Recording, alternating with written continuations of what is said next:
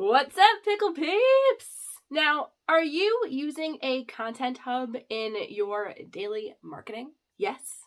No? Maybe? No idea what I'm talking about? Melissa, get to the point already? Okay, I hear you. Let's get started. So, content hubs. What is it? First off, I want to go in and say, what is content? Because I don't know if I am the only one like this, but I kind of approached content the way I approached copy. What does copy mean? You're not talking about, on the copy machine? Copies of things? Yeah, I know copy and paste. Yeah, I know copy. What the heck are you talking about copy? And copy just means words. Words on websites, words in sales letters, words anywhere, words, that's copy. It's oh, okay. Why do you gotta complicate things here? Why do there just be multiple names for it? So I kind of took that same approach as what is content? Because there's many different kinds of content, there's lots of different mediums or media of content, and it's just why do we have to be complicated? We just need a catch-all word here. So I talk about different types and media. So you have things like different types of content. Could be promotional content, educational content, entertaining content. We see the most entertaining content everywhere on the online, entertaining, educational. And then for media, could be content, could be the written or typed word. Felt weird saying written word. Written/typed, any of that kind of word. Content could be video, it could be audio, it could be pictures. Anything and everything that we put out in front of people is content.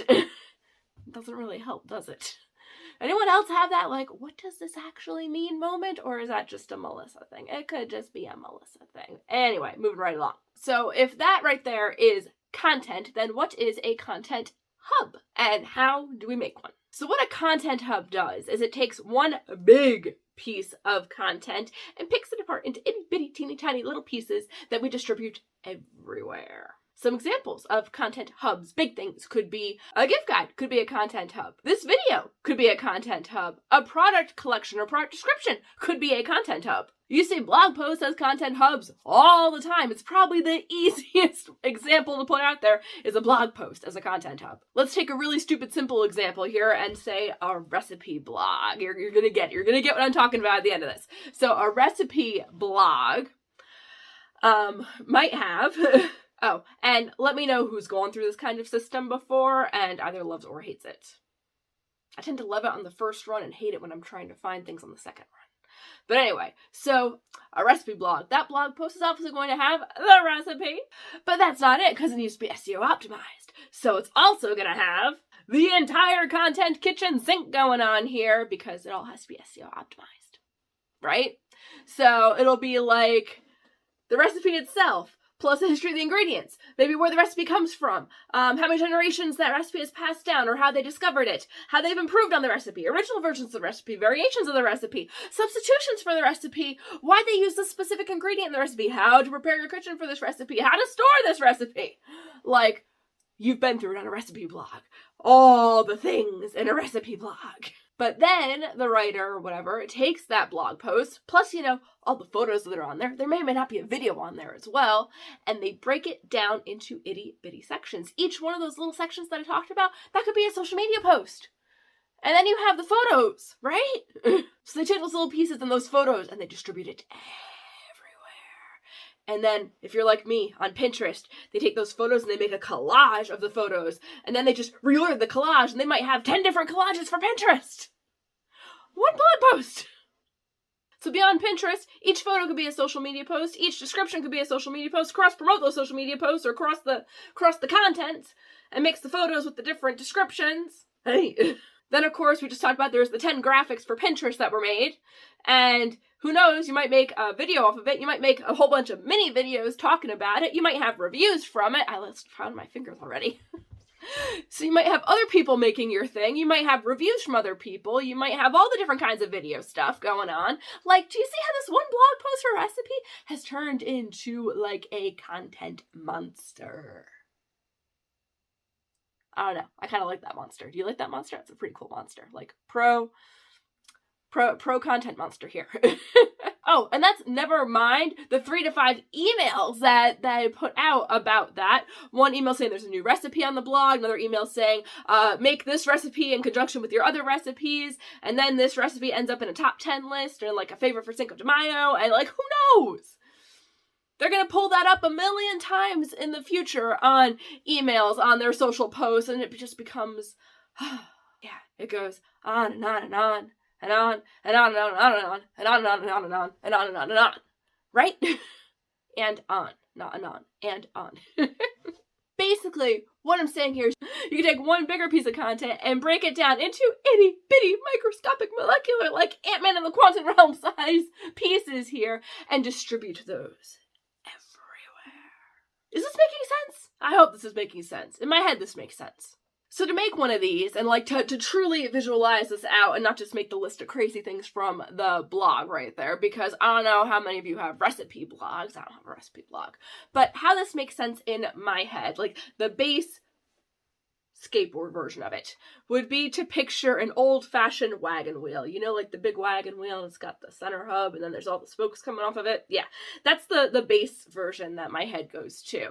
More advanced brains might do like a spider web, because then you got interconnections in there. And if you're more advanced in the spider web, you might be thinking of like those old-fashioned spy school movies where they had like the big cork board on the wall and they had all the pictures and the things and the different yarn connecting everything together. Yeah, that's where my brain really goes. But to keep things simple, like you can do web or board in your head, but to keep things simple, I'm going to talk about it in wheel format. So that old-fashioned wagon wheel.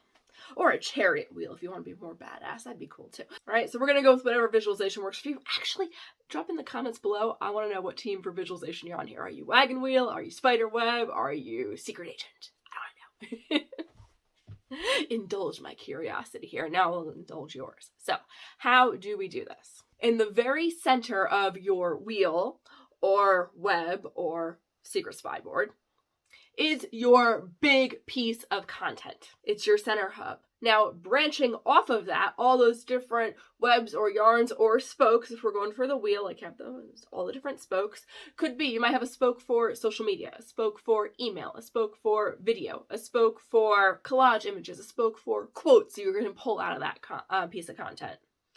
Anything and everything you can think of that you would want to pull out that you can from that one piece of content. And really, depending on how you want to break it down will depend on just how much content you get out of it. Now, true facts right here, this is much easier to do with a big piece of content than it is with a small piece of content. So big pieces of content, like, you know, a gift guide, a full collection. It's easier to do it with stuff like that than it is to do it off of, say, like a singular YouTube video, or say a product description. Not impossible, just more difficult. You're going to get less stuff off of these other ones. It's just the nature of the beast. There's less to work with, so there's less to break down.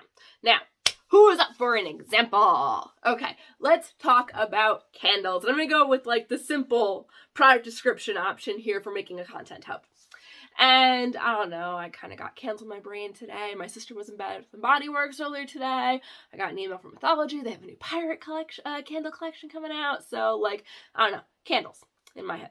So using a product description as a content hub here, and we're saying our candle, let's see all the different kinds of things that we could talk about here with our candle that we could pull out from that description to be individual posts, emails, that kind of stuff. You could talk about things like, obviously, the scents, the ingredients, what the candle is made of, what room in the house the candle should be in, what to do while burning the candle. So, like, pirate candle, so my brain is like, oh, obviously we should watch Pirates of the Caribbean, or we should have sword fights while burning this pirate-themed candle. Yeah. A little strange. Could say, what playlist goes with the candle? I lost count on my fingers. I got distracted by sword fights. And really, I get it. Yeah, I'm reaching a little bit. I'm going a little far here. I'm kind of crossing over Content Hub and going into more dream worlds and offers here. So we're going to table that stuff. And hopefully you get the picture of how one thing can be broken down and distilled out into many, many pieces of content. Now, having a Content Hub is twofold awesome. I'm serious. Number one, you make one ridiculously big, intense piece of content. I am pro make things once. So you make a big piece of content, and then you get to break it down into itty bitty bacon bits of content you get to spread over your social media salad. That totally did not make sense. So that's number one. And then number two, you're going to be more intentional when you're making that big piece of content, knowing you're going to break it down into little things. So that means that you make a better, more cohesive big piece of content, which in general means you're going to have a better big project. So that's excellent. So Pickle Peep, if you are loving this and want more, then I invite you to join us in the Gift Guide Challenge. I run these things every single month. They start on the first Wednesday of the month, and it's a 5-day challenge for just $7. Not gonna lie, our big audacious goal at the end of the Gift Guide Challenge is for you to, actually have a completed, finished gift guide that serves an upcoming holiday theme or season. Now, our May challenge coming up is going to be Father's Day, graduation, summer kickoff themed. And then, because what you're really making is a content hub, you'll be able to break it down into tiny, consumer-ready marketing bites. Bagel bites, anyone? Am I dating myself? Oh, no. If you're watching this video after May, no worries. I have the entire schedule of challenges down below. Link is always the same, so you can join us in a future month. No problem at all. We just won't be covering Father's Day. So everything is located down in the description. Just click the little see more button, and it'll expand right on out, and you'll be able to see our full calendar for the year. And that's it for today, Pickle Peeps. Go forward, create content hubs, and join the challenge.